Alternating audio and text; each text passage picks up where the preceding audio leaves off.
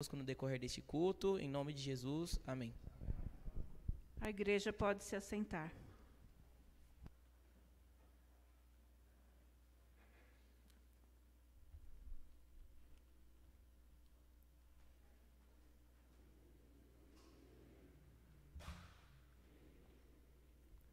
Paz e graça, irmãos e irmãs. Neste quarto e último domingo do mês, como vocês têm nos acompanhado, ou mesmo aqui do templo, ou de suas casas, temos trabalhado o tema do amor. Algumas imagens, claro, né? O conceito de amor bastante amplo, mas temos aqui enfatizado algumas imagens que nos fazem pensar do nosso amor dirigido a pessoas, e hoje, nessa noite, por exemplo, dirigido a uma coisa, né? Então, no primeiro domingo, nós falamos da imagem do amor, nos fazendo pensar e refletir sobre o nosso amor pela igreja. No segundo domingo, dia dos namorados, óbvio, falamos sobre o amor de namorado. Então, namorado, noivo, esposo, que sempre essa relação, né, de namorado nunca termina, né?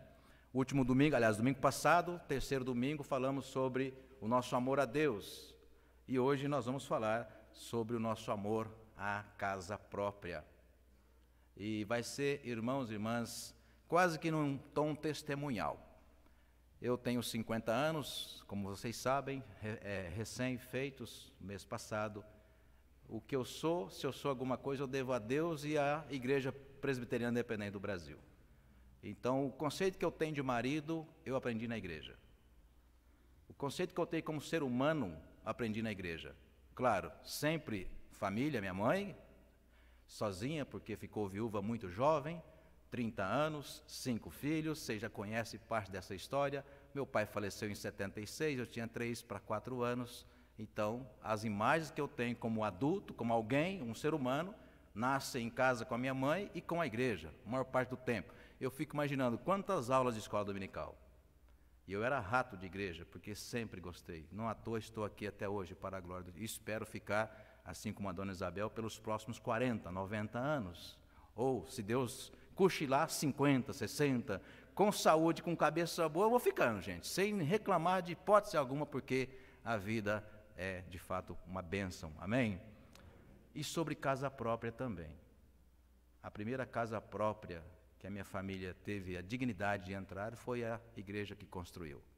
Ganhou um terreno, como vocês já sabem, da prefeitura, num bairro, em mutirão durante vários meses. A igreja, literalmente com as mãos na massa, construiu a casa em 1986.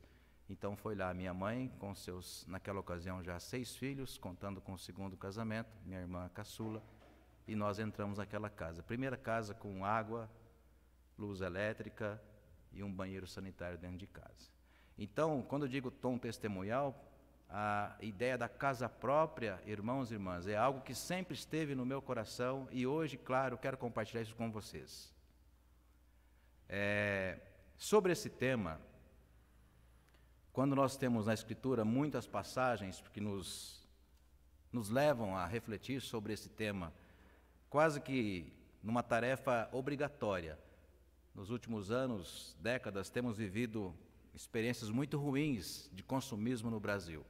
E hoje eu quero que você fique pensando aí, você que tem até 25 anos, ou que não chegou ainda, eu quero desafiar você a pensar de 15 a 25 anos, 10 anos da sua vida. Você que começou a trabalhar aos 15 anos, né, só fique pensando, só para te provocar. Tá? O que você fez dos 15 aos 25 anos, o que você fez do seu dinheiro? Não responda ainda para mim. Aliás, você não vai responder para mim. É para você mesmo, né? E sonhar com a casa própria num país como esse, irmãos e irmãs, é um sonho de todos os dias. Já fiz mais de 2 dezenas de visitas aqui na igreja. E quase que inevitavelmente esse tema aparece. Freud explicaria por quê. Na década de 70 e final de 70, até meados de 85, 86, até antes de construir a casa, e hoje pela manhã conversava com o presbítero Milton, falava sobre isso. Teve um ano que a minha família precisou de mudar 6 vezes. Naquela década terrível, de final de 70, início de 80, a inflação horrorosa, subia o aluguel. Crente tem que dar sempre testemunho de crente, ser honesto. Minha mãe precisava de mudar com a família porque não podia pagar aquela evolução. 6 vezes num ano só. Então a gente cresceu traumatizada. Às vezes as amizades que se faziam no bairro, na escola, tinham que mudar porque ia para um bairro mais distante. E no meu coração eu cresci entendendo que o ser humano precisa ter colocar como referência para a sua vida ele ter para onde voltar, ter a sua casa. E nas muitas visitas que fiz aqui, já escutei muitas histórias maravilhosas de conquista da casa própria. Né? Vários aqui. Todos que já foram visitados aqui, praticamente sem exceção, esse tema apareceu. Algumas histórias bonitas. Estou vendo ali a Liliane, né? Acabou de mudar para uma casa nova. Né? E lá perto tem o seu Geraldo com a dona Odete, já visitei, a história da casa própria apareceu. Seu Helvig, quando mudou há 60 anos para a casa onde ele mora, comprou com muita dificuldade o seu primeiro lote, construiu. O filho Júnior, presbítero Júnior, que aos 26 anos de idade, comprou o seu primeiro apartamento. É isso, Júnior? Percebe, irmãos e irmãs, cada um de vocês tem uma história assim. E para nós, ou para vocês jovens, adolescentes, devem mirar nos seus pais, nos seus avós, essa referência, ter uma casa. Depois que você conquistar a sua casa, aí sim você vai poder comprar seu iPhone, viu? Se você não tiver, você está proibido de comprar um iPhone se você não tiver a sua casa própria, tá? Os caminhos que levam ou não à volta para casa. Abra comigo o texto, Gênesis capítulo 31. Gênesis capítulo 31.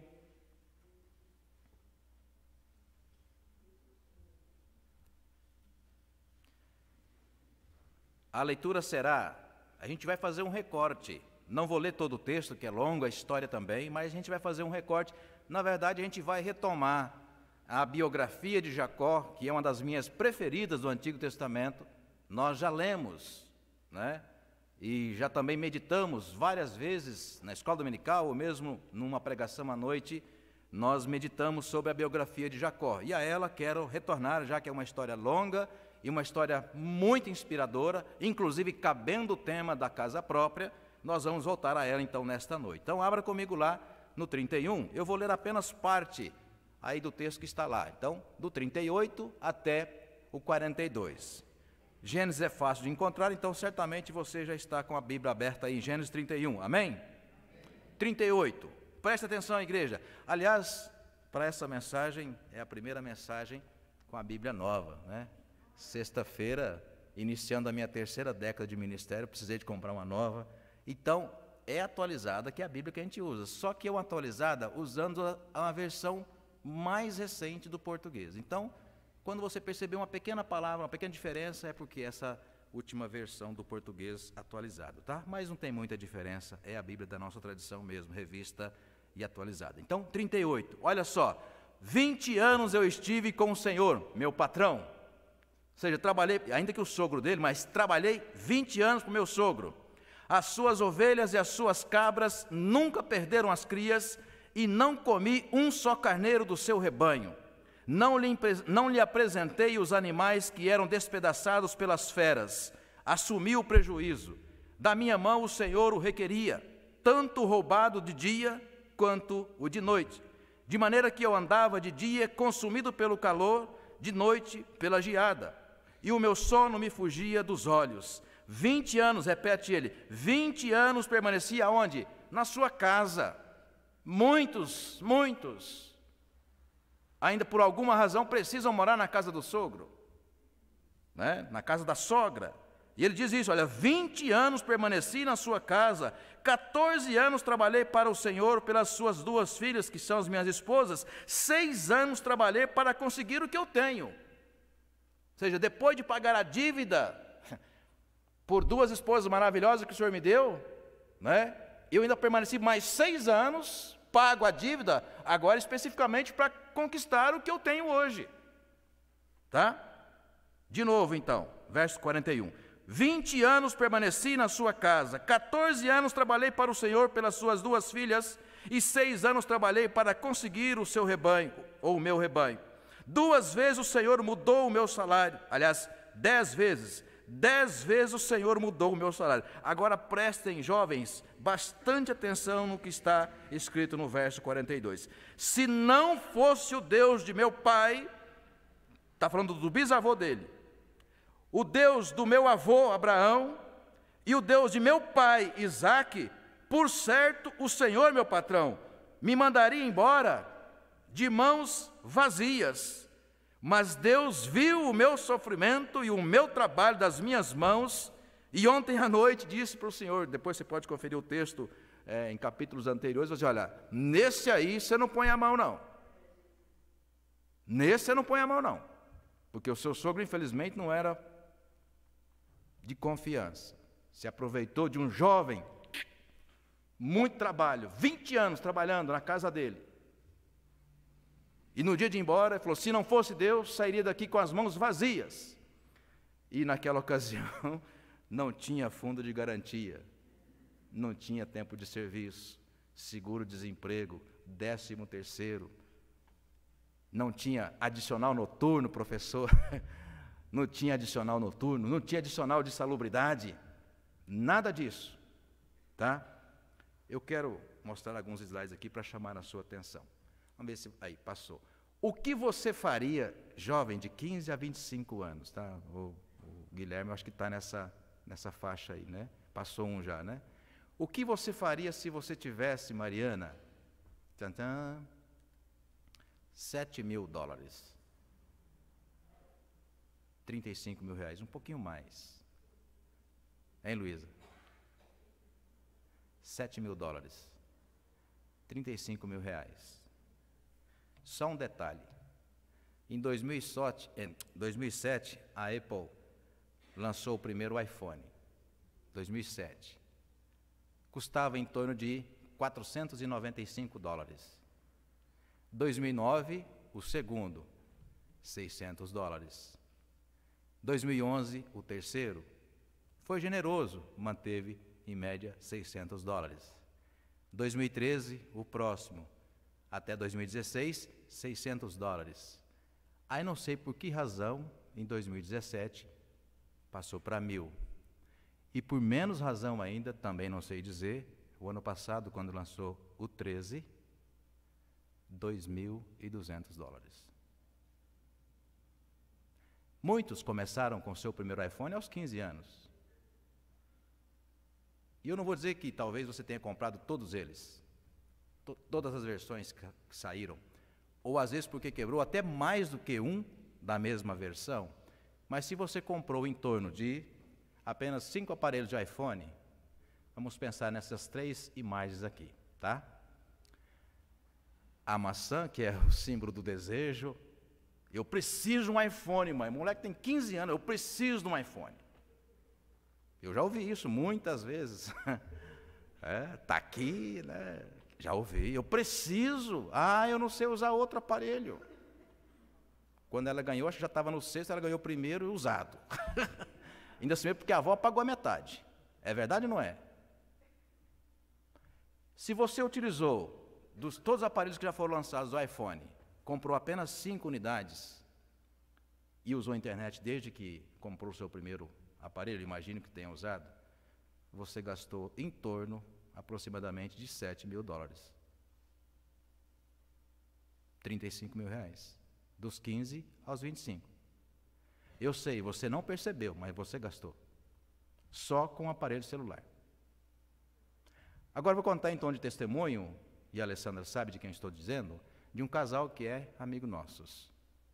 A filha dele tem 22 anos, inclusive tem uma xará aqui, cantou no louvor hoje. Ela, surpreendentemente, juntou 15 mil reais em 2 anos, e detalhe, ela não tem iPhone, nunca teve, e o namorado dela também juntou 15 mil reais. Contei essa história ontem para o presbítero Júnior. Surpreendentemente, porque os pais não sabiam,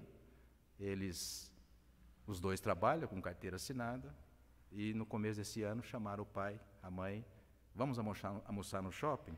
O pai imaginou, falando para mim, né, amigo meu, eu acho que vem surpresa aí, acho que ela vai ser pedida em casamento. E eis que a surpresa deles, não. Eles estavam anunciando para os pais que haviam comprado. Está aqui. Só um detalhe, viu? Se você observar ali, esse último aparelho que é, eu até preciso ler o nome aqui, que eu não sei, viu, Guilherme? Olha só. 13 Pro Max, 1 terabyte de memória, né? E eu olhei no meu aqui na minha internet, né? Tá ali pro meu, enviar para Dilson de Souza Filho, tá? Detalhe, chega amanhã. Se comprasse hoje à tarde, quando eu fiz a pesquisa, Luiz, chega amanhã. E você pode pagar em 12 vezes sem juros. 16 mil, quanto? 16.835 reais, promocional, um aparelho, né? Então a Manu disse assim, eu falei o nome dela aqui, né? Disse assim para os pais: olha, pai, nós compramos o nosso apartamento. Ele falou: o quê? Nós compramos o nosso apartamento e nós vamos nos casar. Mas como você comprou um apartamento? Eu juntei 15 mil, ela ganha R$1.900. Em 2 anos ela juntou 15 mil, ele ganha acho que quase 3, também juntou 15 mil, 30 mil. O Casa Verde e Amarela, ou antigamente chamado de Minha Casa Minha Vida, 29 mil de subsídio do governo, está aí, você pode ter acesso a isso. Se você não tiver no perfil financeiro, você tem acesso a essa verba. Eles tiveram, juntaram quase 60 mil, deram de entrada, compraram um apartamento, que é um estúdio. É isso aí. Você imagina que isso aí é um estúdio? 19 metros quadrados. Você não gostaria de morar aí? Opa, eu estou dentro. 185 mil reais. Financiaram 120. Em 35 anos, pela idade deles, eles podem. Em 35 anos, o valor da mensalidade será melhor do que o aluguel, se eles fossem alugar, para começar a vida casados, pagando aluguel. Então, jovem, adolescente, jovem, você pode ter o seu apartamento. Você pode ter a sua casa própria. A pergunta é uma prioridade? O Guilherme entendeu isso, né, Guilherme? Com a Raquel, Nathalie e Raquel, eu falo Raquel, mas primeiro nome é Nathalie, né? Vão entrar, casados em novembro, no seu apartamento, né, próprio. Não sei se já quitado, mas vão entrar no apartamento, casa própria. É sobre esse tema, irmãos e irmãs, que nós queremos compartilhar com vocês, tá? Quem não conhece a expressão pau que nasce torto, o quê? Nunca se endireita, ou alguns dizem, né, morre torto. Essa frase foi dita recentemente até mesmo por um ministro do Supremo Tribunal Federal, Roberto, fazendo aquela menção à frase que o que começa errado, obviamente mencionando uma vida de crime, o que começa errado vai terminar errado. Em algumas circunstâncias, Selma, esse dito popular pode ser aplicado, de repente, pensando num filho ou alguém que você conhece da família. Mas nós não podemos atribuir isso como se fosse uma matemática exata, porque senão nós teríamos que perguntar o que nós devemos fazer com Jacó, o que nós devemos fazer com Saulo, presbítero Marcos, o que nós devemos fazer com o ex-padre José Manuel da Conceição, que foi o primeiro pastor ordenado no Brasil, que era um ex-padre, com todo respeito àquela religião. O que fazer, por exemplo, com um amigo que foi minha ovelha no Jabaquara, Geraldo Magela, hoje pastor lá no Valo Velho, que até os 20 anos de idade já era da igreja, mas várias vezes aparecia de sábado para domingo, dormindo, drogado na calçada da igreja, esperando o horário da escola dominical. E hoje, 30 anos depois, pastor, uma bênção, a Alessandra conhece, no Valo Velho. Então, vou perguntar de novo para você, né?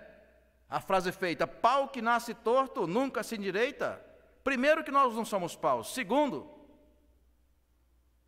ainda que nós venhamos de um contexto familiar totalmente desestruturado, problemático, como tantos casais, famílias brasileiras, pai alcoólatra, agressivo, a vida inteira, tudo que ganhou e o pouco que ganhou gastou à toa, ou pelo menos sem sentido. E eu nasci num lar assim, vamos imaginar, não eu mesmo, mas alguém pensando, né? Poxa, mas eu nasci num lar assim, então eu também estou perdido, não há solução para mim.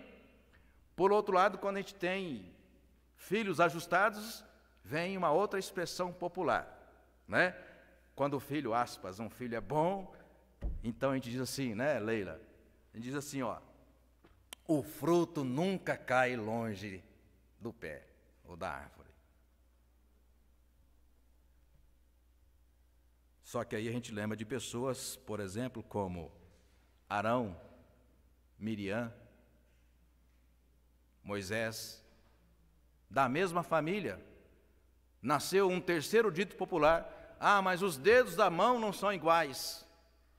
Criado pelo mesmo pai, pela mesma mãe, na mesma casa, na mesma igreja, na mesma vizinhança, você tem Arão, que é uma pessoa totalmente frágil na fé, frágil emocional. Miriam, não é essa aqui, mas a mesma coisa, uma pessoa também invejosa, frágil na fé, e ainda que são os irmãos que eram os irmãos mais velhos, Arão, Miriam, e depois, muito tardiamente, vem Moisés, criado pela mesma mãe crente, Joquebede, só que uma pessoa totalmente diferente. Mas meu irmão deu sorte na vida porque ele tem a casa própria. Será que deu sorte na vida? Ou será que as escolhas foram diferentes? Será que os alvos foram diferentes? Ou foram os mesmos? Quais foram os objetivos? Tem também a expressão do filósofo francês Jean-Jacques Rousseau, que falou sobre o mito do bom selvagem, dizendo lá no século XVIII, o mito do bom selvagem, que nós nascemos bons, mas a sociedade atrapalha nós. Eu tinha tudo para ser uma boa pessoa, mas a minha família não me ajudou. Tudo que eu sei de errado, ou que eu fiz de errado, as minhas frustrações são as frustrações do meu pai, são as frustrações da minha mãe. Um outro filósofo inglês, Thomas Hobbes, também no século XVIII, escrevendo na sua obra O Leviatã, disse o contrário disso. Nós nascemos maus, mas precisamos de uma sociedade que, com o Estado, nos coloque no eixo, que é a lei, as obrigações. No entanto, irmãos e irmãs, tenho para mim, ouçam bem, não importa se você tenha nascido pobre, preto, mulher, no Brasil, no interior, eu quero dizer para você que é o que eu creio. Isso não vai fazer diferença. Se você nasceu pobre, preto, no Brasil, com algum tipo de deficiência, não importa. Sabe o que realmente vai importar, seu Maurício? Se na sua vida, desde que você nasceu, até quando você respirar, se você tomou a decisão de andar com Deus. Amém? Essa foi a grande diferença na vida de Jacó. Tá? Abra comigo o texto. Se você fechou, vamos voltar para lá. Observar um pouco da biografia de Jacó. Num primeiro momento, vamos pensar o seguinte: esperar a herança ou priorizar a bênção? Vamos pensar então na casa própria, Diácono Paulo. Então, de repente, nós temos filhos que já começam a conferir o que nós temos, pai. Mas então, olha, meu avô tem 2 apartamentos, meu pai tem 1, e é isso, aquilo outro, já começa, e o mundo muitas vezes mostra exatamente esse exemplo, né? Mas não é de agora, porque você tem exemplos também já na Bíblia. Então, no primeiro momento que eu quero chamar a sua atenção é esperar a herança, jovem pensando, será que eu devo esperar a herança? Ou eu devo priorizar a bênção que Deus tem para mim? Porque essa decisão, quanto antes você tomar, mais diferença fará ao longo da sua história pessoal, da sua caminhada. Então abra comigo lá no capítulo 27. Gênesis, volte um pouco. No capítulo 27, o texto fala sobre herança. Claro que fala sobre herança. Aliás, nós temos no capítulo 27 uma trama familiar. Repare comigo. Capítulo 27, eu vou ler a partir do verso de número 6. Gênesis 27, a partir do verso de número 6. Olha só, diz assim a palavra: Então Rebeca disse a Jacó, seu filho: Ouvi seu pai falar com Esaú, o seu irmão, e ele disse: traga uma caça e faça uma comida saborosa para mim, para que eu coma e o abençoe na presença do Senhor antes que eu morra. Agora, meu filho, escute as minhas palavras e faça o que lhe ordeno. Vá ao rebanho e traga-me 2 bons cabritos. Deles farei uma saborosa comida para seu pai, como ele aprecia. Você a levará ao seu pai para que a coma e o abençoe antes que ele morra. Mas Jacó disse a Rebeca, sua mãe: Esaú, meu irmão, é um homem peludo, eu sou um homem de pele lisa. Se o meu pai me apalpar, passarei a ser visto por ele como zombador e trarei sobre mim maldição e não bênção. A mãe respondeu: que caia sobre mim essa maldição, meu filho. Faça somente o que eu te digo. Vá e traga os cabritos para mim. Até aí. A história vocês conhecem. Um casal de irmãos aliás, 2 filhos já adultos, jovens, gêmeos. Na cabeça da mãe, chamada Rebeca, e essa é uma trama familiar que pode acontecer em qualquer família nossa, em qualquer família. Uma mãe que por alguma razão, mas poderia ser o pai também, nós temos histórias assim. Davi, por exemplo, tinha uma paixão doentia por Absalão, e tinha 20 filhos, mas com Absalão era algo inexplicável, e a Bíblia diz sobre isso. Então não é só porque era mulher, homem também, ou pai também, teve problemas de gostar mais de um filho do que de outros. No caso da mãe, Rebeca, ela tinha uma paixão especial por Jacó. E ainda que tenha nascido primeiro Esaú, e naquela tradição, o primogênito seria o responsável na morte do pai por administração de toda a herança.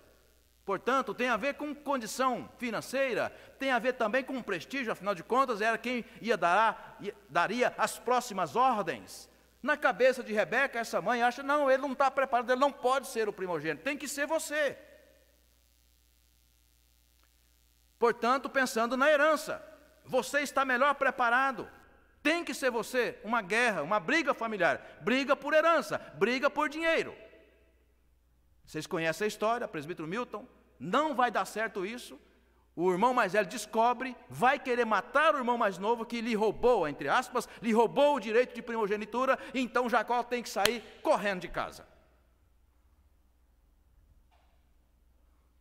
Portanto, irmãos e irmãs, trama familiar, briga, disputa, ganância, isso infelizmente está presente, ou pode estar presente em qualquer família. E quando acontece, nós temos que administrar. Por exemplo, quando a gente pensa que a herança que nos está preparada, porque nossos pais ou avós têm alguma coisa material para nos deixar, e a gente muitas vezes pensando humanamente que a nossa segurança, Cícera, está nessas coisas materiais. E por isso, se nós possamos então ter uma vida menos responsável, presbítero Denilson, e gastamos mais inconsequentemente, sem ter essa história pessoal de conquista de você mesmo, de você próprio, tendo as suas próprias conquistas. E há muitas pessoas que passam o tempo todo da sua vida gastando a sua juventude esperando o pai morrer, esperando a mãe morrer, o avô morrer. Portanto, pensando em herança, em bens materiais. Ora, pois, Salomão herdou uma fortuna incalculável. E no que terminou? Em nada. O filho pródigo recebeu antecipadamente, afinal de contas, seu pai estava vivo ainda, recebe a herança e cai no mundo, comprar os iPhones da vida e os carros importados. E no que deu? Moisés saiu de casa, como diz na minha terra, seu Maurício, sem eira e nem beira. Como esse homem termina a sua vida. Abra comigo no capítulo 28, de Gênesis mesmo. Gênesis 28, voltando ao tema de Jacó. Herança como prioridade ou bênção de Deus sobre a vida do indivíduo, do crente, jovem? Herança, passar o tempo esperando herança, aquilo que os nossos pais conquistaram, ou eu próprio, ou eu mesmo, jovem, adolescente, saindo de casa, pelo menos colocando ali como objetivo na vida. Veja no capítulo 28, lendo a partir do verso de número 18. Gênesis 28, a partir do 18. Na manhã seguinte, quando ele sai de casa fugido porque seu irmão mais velho queria tirar a sua vida, a vida do irmão, então no verso 18, na manhã seguinte, Jacó levantou-se de madrugada, pegou a pedra que havia usado como travesseiro e a colocou em pé como coluna, e sobre o topo dela derramou azeite, e o lugar, cidade que antes se chamava Luz, deu o nome de Betel. Jacó fez um voto dizendo: jovens e adolescentes, prestem bastante atenção no que está escrito aqui. Se Deus for comigo e me guardar nesta jornada que empreendo, e me der pão para comer e roupa para me vestir, de maneira, vem a casa própria aí, de maneira que eu volte em paz, ou pelo menos que eu conquiste a minha casa própria, que eu tenha condições de sustentar a minha própria família, então o Senhor será o meu Deus. Em cada dia da minha vida, tudo que eu conquistar, Senhor, para honrar o Teu nome e a Tua bênção, eu serei dizimista, eu vou contribuir, porque estou saindo sem nada de casa, e tudo que eu vier a conquistar, eu não tenho dúvida nenhuma, é que o Senhor estará comigo. Garoto, jovem, brigado de casa, problema familiar, não importa o contexto em que você nasceu, mas tome uma decisão na sua vida: não abra mão de andar sob a presença de Deus. Porque o que viria pela frente, nos 20 anos da vida de Jacó, não seria fácil. Teria e teve todos os motivos do mundo para brigar com Deus, nunca mais voltar para a casa dos seus pais, odiar para sempre a seu irmão, a sua mãe que preparou aquela trama. Mas na primeira noite fora de casa, portanto independente, poderíamos dizer, já morando sozinho, não importa se você mora sozinho ou se você mora com seus pais. Para fazer a bobagem, basta apenas uma escolha e uma decisão. Mas para fazer a coisa certa também, não importa se você está sozinho ou morando na sua casa, ainda que cheia de problemas. Fazer a coisa certa é ter coragem de tomar a decisão. Eu não abro mão de estar na presença de Deus. Amém? Herança ou bênção? Ele começou errado, achando que o futuro dele, Miriam, estava na herança do pai. Depois que deu a confusão familiar, na primeira noite fora de casa, ele descobre que o futuro dele não estava na herança que o seu pai havia conquistado, mas sim no que Deus estava reservando para ele. É ou não é uma história linda?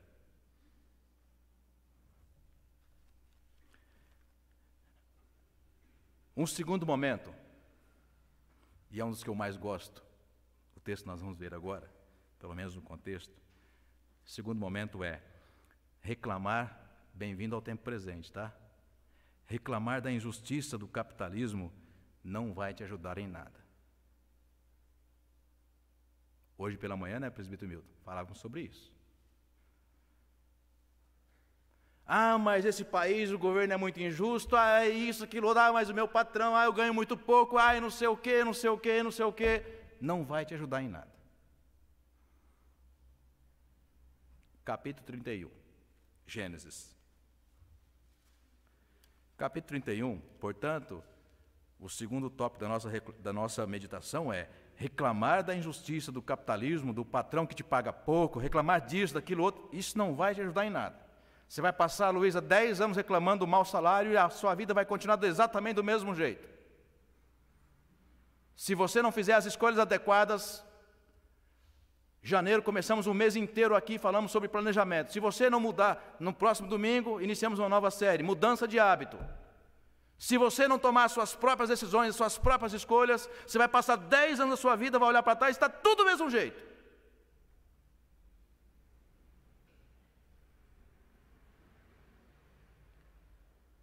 Abrindo aspas aqui para falar mais um pouquinho da minha biografia, eu comecei muito cedo, porque eu não queria mais experimentar as experiências que eu vivia na igreja, ou pelo menos algumas delas, Lilian. Eu já tinha 14 para 15 anos, meio que de olho ali, algumas pretendentes. Só que uma coisa que me incomodava muito, Roberto, é que minha mãe, por necessidade, comprava as roupas, hoje seria de R$1, no bazar da Pechincha, na igreja. E aí um dia eu estava todo bonitão lá, bichão, com a camiseta da hora, né? Chega um cliente da igreja, amigo meu, falou assim, essa camiseta era minha, pronto.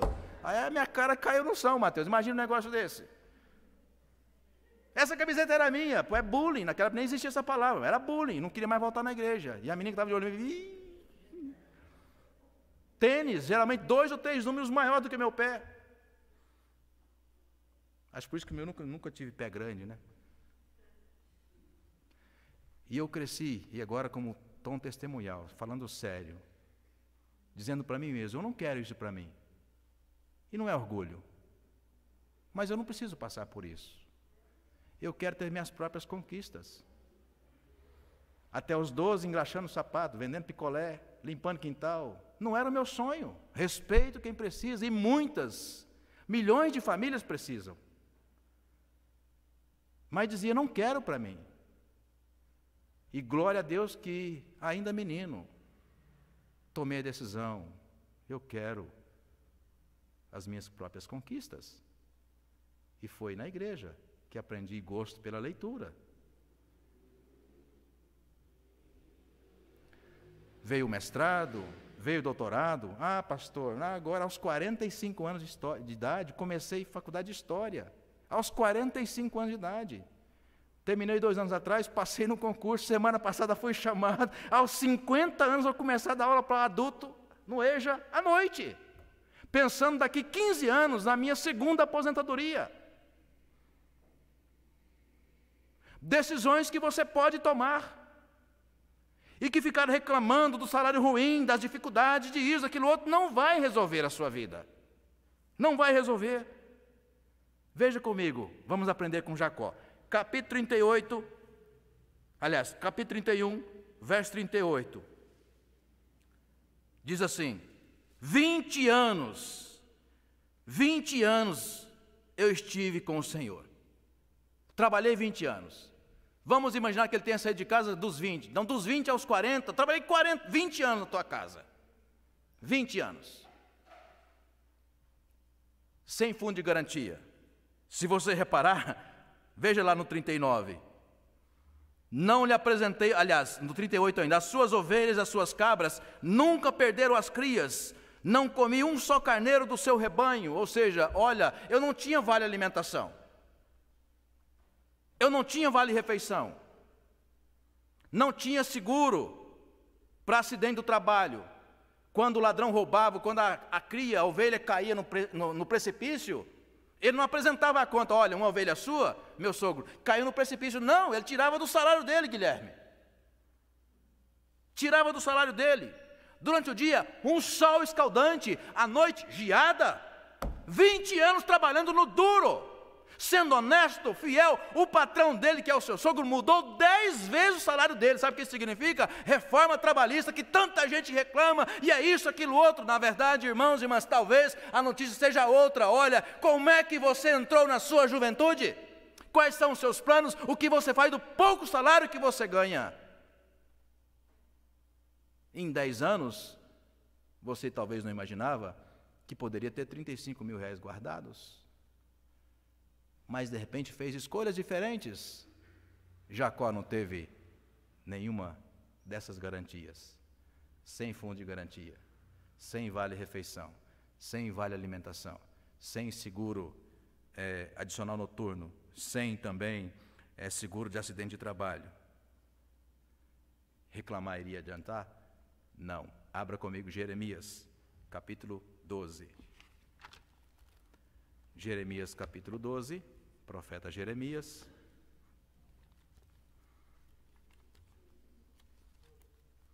capítulo 12.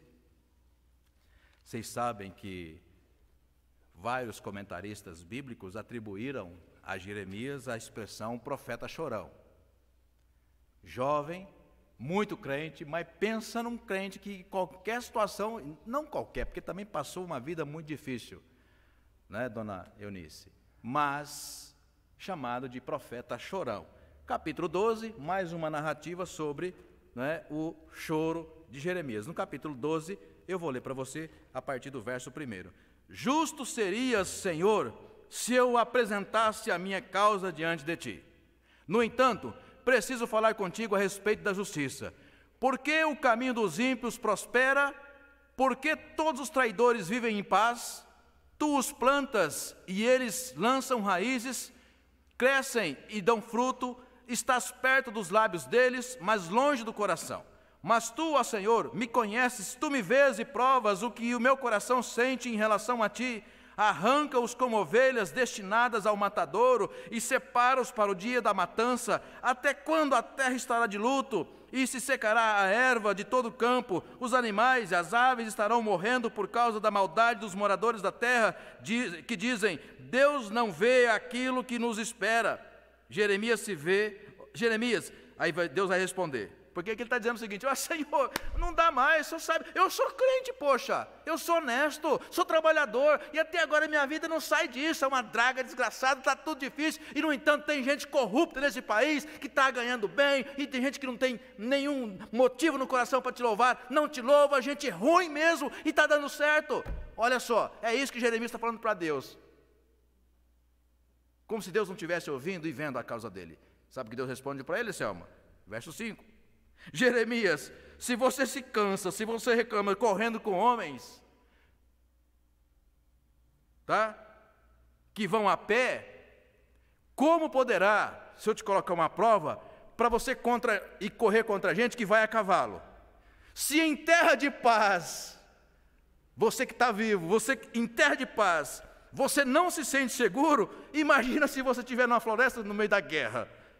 Porque até mesmo os seus irmãos e a casa, verso 6, e a casa de seu pai estão sendo desleais para com você, eles o perseguem com fortes gritos, não confie neles, ainda que lhe digam coisas boas, ou seja, até dentro da sua casa, Jeremias, você vai ter problema, ou seja, a receita não é essa. Marcos, reclamar da vida não vai te fazer uma vida melhor, reclamar que o seu pai não te dá dinheiro também não vai resolver, reclamar da injustiça desse país, dos governos, não vai resolver. Mas tome uma decisão. Eu não abro mão da presença de Deus nos meus planos, na minha vida. Amém, irmãos? É isso que Jacó fez muito jovem. Ah, pastor, mas eu não sou mais jovem, não tem problema. Começa agora mesmo nessa idade. Começa agora mesmo. Ah, pastor, mas o senhor tem um texto bíblico para falar de alguém que começou idoso? Sim! Caleb, 80 anos, Josué 14, com Deus as suas forças se renovam, disse Caleb. Ó, Senhor, eu estou pronto, obrigado, porque ele conquista a casa própria aos 80 anos de idade. Sim, lê lá, Josué 14, 80 anos ele chega na terra, e vai, estou bom, Senhor, estou pronto, para deitar na rede, mas se tiver que lavar essa terra aqui também, eu estou pronto também. Por quê? O Senhor com ele. O Senhor com ele. Mas às vezes a gente desenvolve aquele espírito de reclamação o tempo todo. Ah, não, já ouvi dizer, jovens alunos da faculdade: ah, professor, o senhor deu sorte. Eu falei, não repita, não fala isso, sorte não, você não me conhece, você não sabe de onde eu venho, como eu vim, as histórias da minha família você não conhece. Não foi sorte não, foram escolhas, irmãos, irmãs, escolhas. E muito menino, louvado seja o Senhor, escolhi andar com Deus. Abra comigo também, Salmo 146.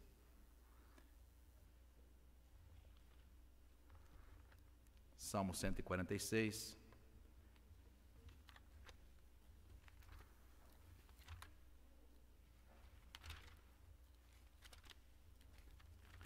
Um texto magnífico, conselho de ontem, porque a palavra de Deus não vence nunca, de ontem, de hoje, para nós. Salmo 146, a partir do verso de número 3. Olha o recado para todos nós. Não confiem em príncipes, nem nos filhos dos homens, em quem não há salvação. Porque sai-lhes o espírito, eles voltam ao pó. Nesse mesmo dia, acabam todos os seus planos. Ao contrário, bem-aventurado aquele, e aí pode ser bem-sucedido também. Bem-sucedido é aquele que tem o Deus de Jacó por seu auxílio. Vou fazer uma pausa aqui. Não confieis em príncipes, nem nos filhos dos homens. Quer dizer o seguinte, olha, não fica olhando para os bens do seu pai e fala assim, não, minha vida não precisa ser tão complicada não, porque eu tenho que herdar. O texto diz assim, olha, você não sabe, o dia da manhã pode acontecer uma tragédia, esse país pode entrar em recessão, os bens do seu pai pode ser que não dê para você também garantir o seu sustento futuro. Ele fala, não confie nisso, ao contrário. Quer ser bem-sucedido? Verso 5, bem-sucedido é aquele que tem o Deus de Jacó por seu auxílio, cuja esperança está no Senhor seu Deus, o que fez os céus e a terra, o mar e tudo que neles há, e mantém para sempre a sua fidelidade, que faz justiça aos oprimidos, ou seja, o Jacó que saiu de casa sem nada, oprimido, olha, Deus fez justiça na vida dele, por quê? Porque ele tomou uma escolha. Verso 8, o Senhor abre os olhos aos cegos, o Senhor levanta os abatidos, o Senhor ama os justos, o Senhor guarda o estrangeiro, ampara o órfão, a viúva, porém transforma o caminho dos ímpios. Órfão, viúva, doente, preto, pobre, não importa. Não importa. O que importa mesmo, tome a decisão correta, não abra mão da presença de Deus. Não abra mão da presença de Deus. Verso 41, já estamos terminando. Gênesis 31, verso 41, ele repete. Gênesis 31, verso 41. Não adianta reclamar. 20 anos permaneci na sua casa, 14 anos trabalhei para o Senhor. Se você não conhece bem a história, é o seguinte, ele se apaixona por Raquel. O sogro dele pensa num cara ninja, né? Menino novo, Jacó, apaixonado, né? Ele vai lá e, ó, você trabalhar 7 anos para Raquel, pronto, você pode casar com ela. Mas imagina 7 anos.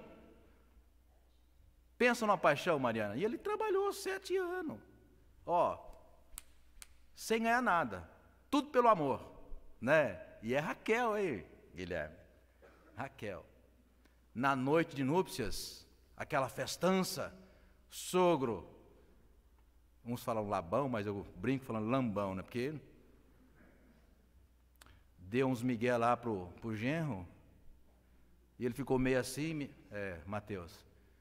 Quando chegou na hora de entrar na tenda com a noiva, ele entrou, não estava vendo muito direito, quando ele acorda pela manhã, pensa num sogro ninja, deu a outra filha, a Lia. Ele acorda de manhã, pelo amor de Deus, o que é isso? Pois é, agora mais 7 anos. 14 anos dos 20 trabalhando. Então, na verdade, ele trabalhou por Raquel, não 7, mas 14, porque ele queria mesmo era Raquel. E depois de 14 anos trabalhando, agora que está tudo pago, não te devo nada, meu sogro. Agora eu preciso voltar para a casa do meu pai, porque o plano dele era esse, o sonho dele era esse. Eu quero ter a minha casa própria, porque 20 anos aqui, ou 14 anos aqui, até agora não tenho nada. Eu tenho um sonho. Eu quero voltar para a terra do meu pai, eu quero comprar minha casa, quero ter meu gado. E vou aproveitar o tempo que eu tenho em saúde, eu quero realizar meu sonho. Ele falou, agora sim, 6 anos. E ele trabalha 6 anos, verso 41. 20 anos permaneci na sua casa, meu sogro. 14 anos trabalhei para o Senhor, as suas filhas. 6 anos trabalhei para conseguir o quê? O meu rebanho, a minha casa, o meu apartamento. 10 vezes o Senhor mudou meu salário. 10 vezes, imagina. Nossa, está ganhando muito, agora mesmo, né? Mandou um monte de gente embora. Elon Musk, o cara mais rico do mundo, R$1 trilhão a fortuna desse cara. Semana passada ele mandou 5 mil funcionários embora, sabe por quê? Para diminuir despesa. Você vai colocar o seu futuro num cara desse? Você acha mesmo que o seu futuro está no seu patrão? Na riqueza dele, do seu pai? Não. Sabe onde está o seu futuro? Escreva essa frase que eu vou dizer para você, se você não tem certeza disso. Sabe onde está o seu futuro? Na decisão que você precisa tomar. Eu não vou abrir mão da presença de Deus ao meu lado, amém? É aí que está o nosso futuro. Não abro mão. Foi o que ele fez. Vamos terminar. A jornada é penosa. Não vai ser fácil, não. Para comprar o primeiro apartamento, que faltam ainda 23 anos, financiei em 30, já foram 7. E agora com o serviço público, viu, Lília? Espero que em menos de 5 eu quite aquela bênção lá, amém? Né? Mas não foi fácil. Durante 10 anos, trabalhando de segunda a segunda. Igreja, semana toda, escritório central da igreja e faculdade à noite. 10 anos. foi o tempo que eu tive para juntar o primeiro dinheiro de dar entrada. Mas é muito bom, irmãos, aqui no último trecho da nossa mensagem. A jornada foi penosa e é penosa, assim como Jacó. Mas voltar para casa, Maurício, e entrar na sua casa, dizer aqui é meu, é uma experiência extraordinária, irmãos. Isso mesmo, filho. Extraordinário. 38, volte comigo lá, o texto já estamos terminando. 20 anos eu estive com o Senhor. Aqui, ele diz a expressão, 20 anos de sofrimento, tá? Não foi fácil. Pode ver no 42, ó. Se não fosse Deus, o Deus do meu pai, o Deus de Abraão, o temor de Isaque, por certo o Senhor me despediria, agora de mãos vazias. Olha só, Deus viu o quê? Lê comigo aí. Deus viu o quê? Sofrimento. Não é fácil não, irmãos, irmãs. Lá na minha terra diz que carro acochado é que canta bonito. Quem conhece essa expressão? Carro acochado é que canta bonito? Carro de boi, roda de madeira. Depois de muito peso andando no campo para levar de volta a produção rural, né? E o cavalo puxando aquilo vai fazendo assim, né? Daqui a pouco, tá lotado, ó, suor, trabalho. Por que canta bonito?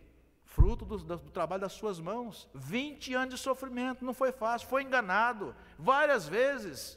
Bancava do próprio bolso a ovelha roubada, a ovelha que o leão comia, nunca reclamou. E depois de um tempo ainda, Edmilson, você tem que ouvir os seus colegas dizer, olha, você está rico porque você roubou nosso pai. Disseram isso. Alguns irmãos vão dizer para outros, olha, você está rico, você teve sorte. Será que isso aí foi honesto? Você ainda tem que ouvir isso. Não, nada disso. Sabe por que deu certo? Durante a noite o anjo aparecia a ele, dona Eunice, e dizia assim, olha, ô menino, ô garoto, eu sou o anjo que te apareceu naquela primeira noite fora de casa. Ó, fica esperto com teu sogro, viu? Ele está querendo te passar a perna, continue honesto, fiel, porque Deus vai te honrar. E Deus honrou aquele garoto. Deus honrou aquele garoto. Por isso a jornada, irmãos e irmãs, terminando aqui, é pesada, é penosa, mas quando você termina a sua jornada e fala, Guilherme, vou voltar para casa, há uma sensação de dever cumprido, de bênção, de prazer, de alegria por saber, louvado seja o Senhor, Josias, porque eu tomei as decisões certas na minha vida. Muito cedo, muito garoto, tomei a decisão de andar com Deus. Também visitei o Josias com a sua esposa, história linda também. Quantos anos trabalhando na Ródia? É assim a história de muitos de vocês. Penso que a maioria de vocês, ou quiçá todos vocês, porque é assim mesmo, irmãos e irmãs. O quanto antes tomar a decisão, vou andar com o Senhor, porque esperar nesse mundo, confiar nesse mundo, nunca. Vamos terminar? Prometo o último salmo citado. Abra comigo e assim a gente termina. Salmo 126. Salmo 126.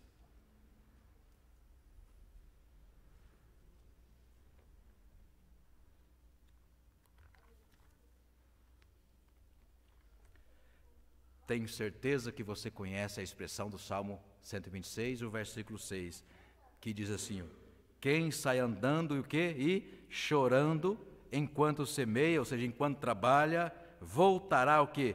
Com júbilo, trazendo o quê? O resultado do seu trabalho. Então vai ter sofrimento, vai ter gente que vai te passar para trás, vai ter patrão desonesto, vai ter um monte de coisa, mas não se preocupe com isso. Faça a escolha certa. Não abra mão da presença de Deus, porque daqui 20 anos, daqui 30 anos, passa o tempo que passar, mas eu vou ter o prazer de dizer para os meus filhos, para os meus netos, olha, essa casa que você está vendo aqui, ó, você pode dizer assim mesmo, viu? Deus me deu. Deus me deu, amém? Porque foi isso que Jacó, no dia de sair de casa, disse para o seu sogro, se não fosse Deus, meu sogro, se dependesse do Senhor, com todo respeito, se não fosse o Pai, o Deus do meu avô Abraão, tá? do meu pai Isaac, a mesma fé que eu aprendi com eles. Hoje eu sairia daqui sem nada, mas o que eu estou levando agora para a casa dos meus pais, para comprar a minha terrinha lá em Botucatu, Roberto, é o quê? Fruto da generosidade de Deus, mas também aqui, ó, dos calos da minha mão. Quem sai andando e chorando enquanto trabalha, semeia, pode aguardar o tempo que voltará com júbilo, colhendo o quê? Os seus feixes, porque Deus é fiel. Amém?